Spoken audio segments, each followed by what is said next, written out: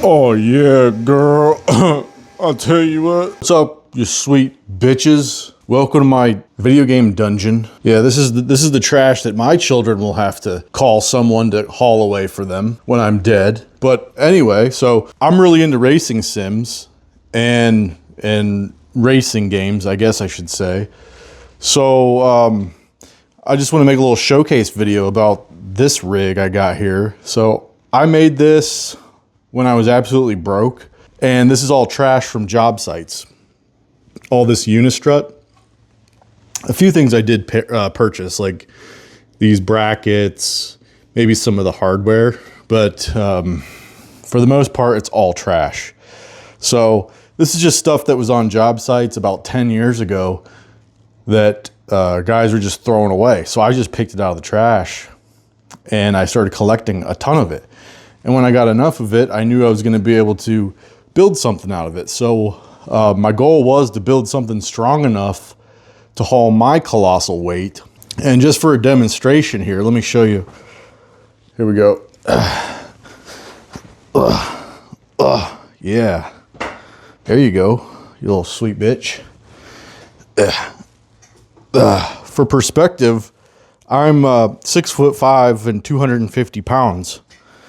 And this thing can take my weight like it's nothing. It's basically a lead sled.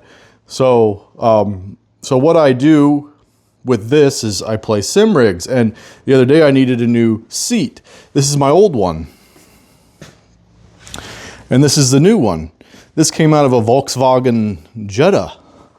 And it's just bolted to the rails, nice and secure, lock washers.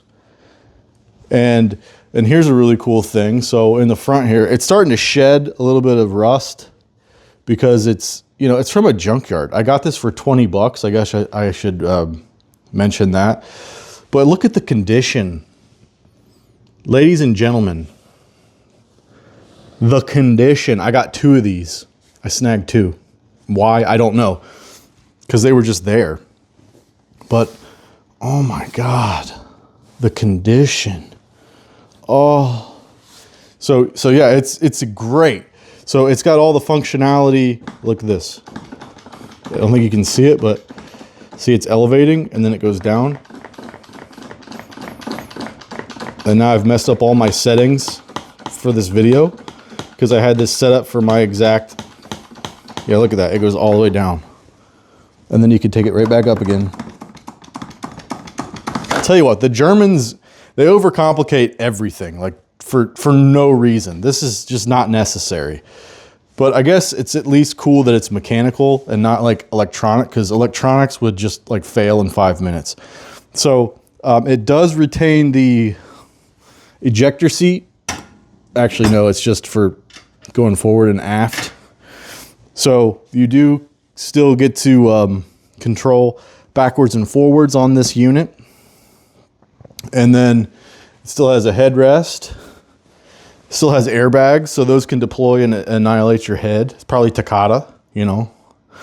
But so over here we're working with the Logitech G29, and I went with the G29 because it makes no sense to have anything but a G29. And my point is this, like, so if you buy the 920, which is the Xbox compatible one, you can play Xbox games and PC games. Well, most of the games on Xbox are now PC compatible. So what's the point of having Xbox compatibility? Now I can play all three. I can play PlayStation 4, 5, PC, Xbox One, and I think Xbox, whatever the hell the new console is. I don't even know. I'm a gamer and I don't know. So this is a pretty cheap rig. It might look fancy because it's got like anodized aluminum and a shifter, but this is like bare minimum I would even put in anything. It is garbanzo beans bad, but at least it works. I bought this rig when I was absolutely broke. So like 10 years ago, I was freaking terribly broke and I wanted to play racing sims and I only had a PS4. So I was slamming down the hard cash to get this. My wife was pissed, but you know, it still works. Down here, something of note are these pedals. So they don't come like this. I've modified this for it to be in this rig. Normally they're in like a hideous plastic shell, and they're flipped orientation. So the pedals go down like this instead of forward like a normal pedal. So this makes the game feel more natural. It makes it feel more like a real car. So that's why I did this. It's a stupid geeky mod you can do. And most people don't do this type of thing because, I don't know, they have like family that loves them or something. I'm kidding. My family loves me very much. I just like to race every now and then in the off season because I can't take my real cars out to the racetrack or anything. So this is fun for racing in the off season. Now, one thing of note about these pedals, these are pretty notorious for failure, these potentiometers here. So what they do is inside there's a wiper and basically a magnetic contact. And over time, as you actuate these pedals nonstop, because you do it thousands of times in a race, they fail. So the potentiometer fails and you start getting weird readings, and like you'll have the brake fully on and it will say 0 on your calibration tests. So these are a massive failure. I've had to rewire these like a freaking ton of times. Sometimes I can barely get them to last a season. So here I've labeled where they go and what goes there, like accelerator, brake, clutch. So that's that. It's really strong. It's very comfortable. It's built for me, so it's not going to work for everybody. And it's very ugly. One of these days I might paint it. I was thinking about painting it black, and but whatever. So I've just haphazardly zip tied all these wires on here, and we got some duct tape down here. You know how we roll. So, and then everything plugs in the back of the wheel there. Shifter, I think it's a must because this does have the flappy paddles, but my point is I want to race real cars, stuff that actually exists in the real world. So, I want to be able to have like an H pattern shifter. This is a terrible shifter. It's garbanzo beans. It's straight doo-doo out of a diarrhea dump because it's got faux gates inside there, and you will miss shifts constantly. And it's very fragile. I could shatter this with my bare hands, but I'm not going to because I don't want to buy another one. Eventually, when this rig fails for the final time, this is the last iteration of this because I've replaced like a bunch of the parts. I've torn it apart, replaced things that have failed, replaced the potentiometers countless times, resoldered them countless times. So when this fails, this is the last time I'm going to upgrade. We'll get something nice, but because I actually have a little bit of money in my pocket nowadays. Yeah, I just want to show you what this setup was all about. And if I had to estimate, I probably have about 20 bucks in fasteners and bracketry, and then I spent 20 bucks on a seat. And if you want to know why I had to get a new seat, well, you can look at this. This is the old one. I need to throw it away. But right here's where my ass goes. And I farted so many times, it's like collapsed. I shot the thing to death. That's why I had to get a new one. So, yeah.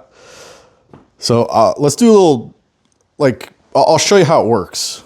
And here is like the gear I use to get to all this stuff. I just go in the junkyard with one of these babies. And I just tear up. I'm a fiend in the junkyard. It's like I was born to be in a junkyard because I just love garbage. I love trash. I love finding treasures. I think I need to take this off. It's kind of pointless. Diddle, diddle, diddle. Oh, also for purchasing seats. So I have a guide on how to get seats in junkyards. So the main things you're looking for are non-American made cars because American made cars are usually driven by mongoloids.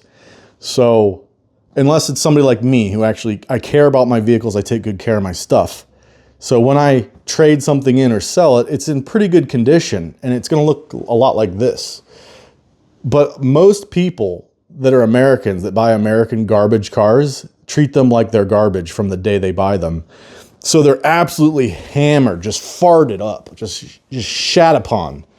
And the cars themselves, they run long enough. We're talking like 200,000+ miles.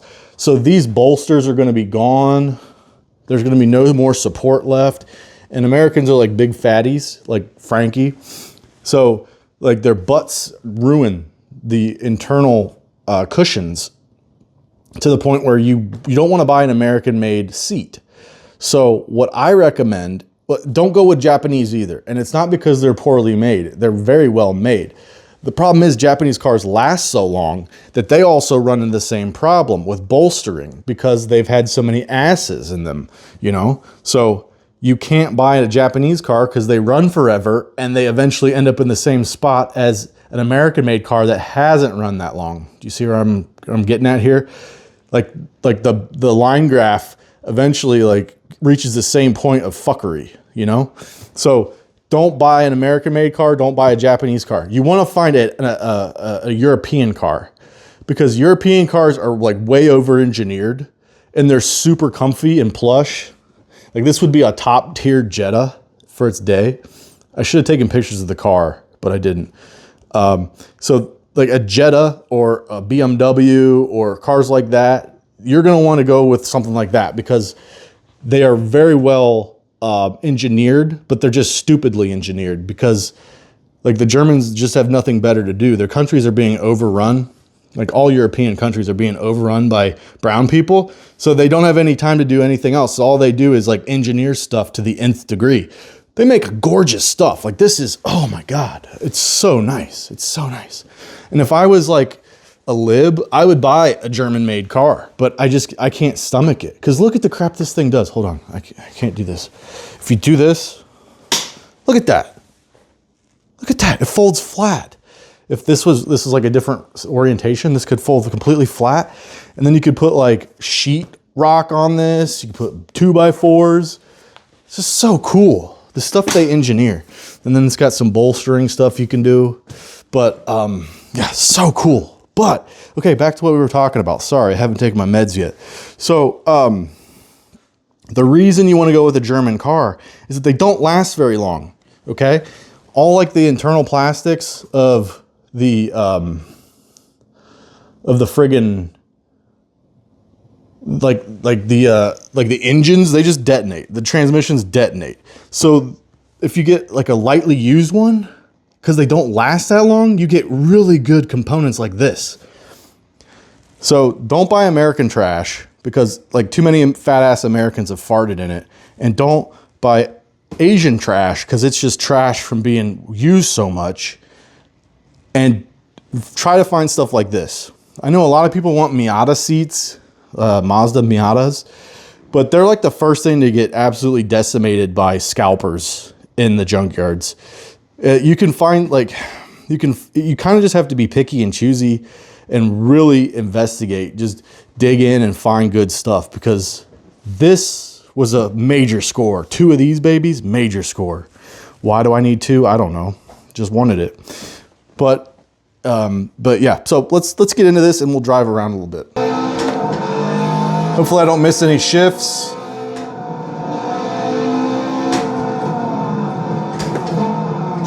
Second gear, left foot brake, nail it.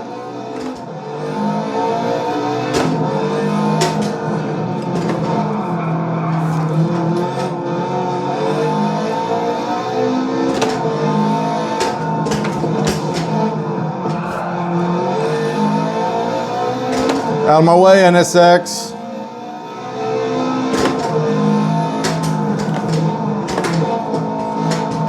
Oh, baby.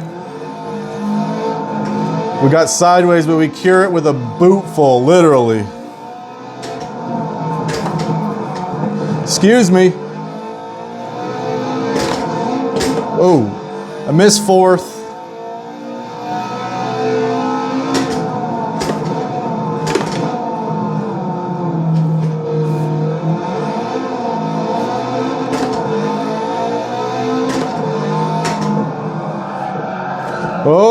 Getting sideways.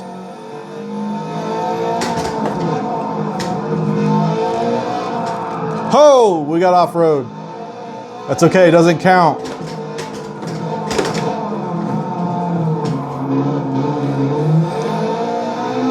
It's a drag race.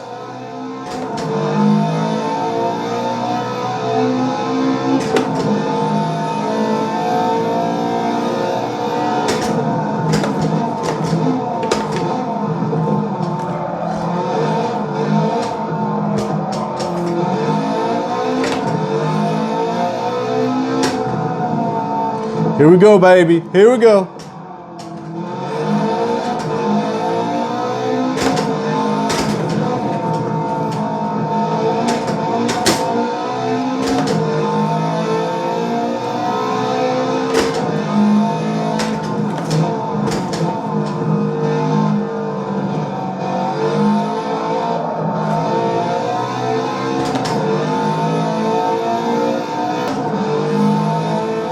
So here we are, foot cam.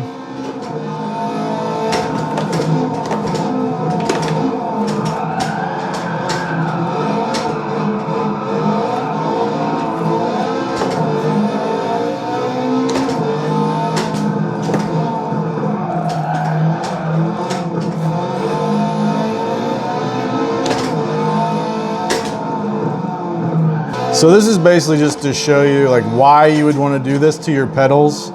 Because trying to do this like in a normal stock setup would be pretty much pointless. You just don't get enough torque to do these types of shifts.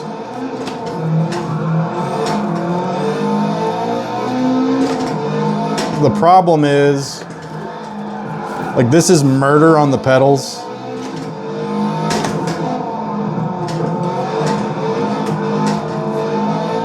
They're just not built for the abuse I'm putting them through.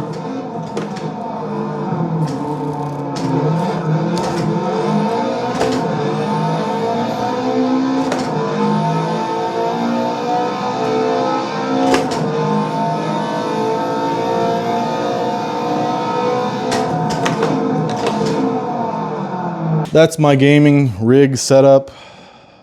The game's playing itself. This is what I do when I'm not roasting Frankie on the internet. And one day maybe I'll upgrade this and I'll show you the extent of what it gets to. One of these days, I don't know. Anyway, yeah, take care.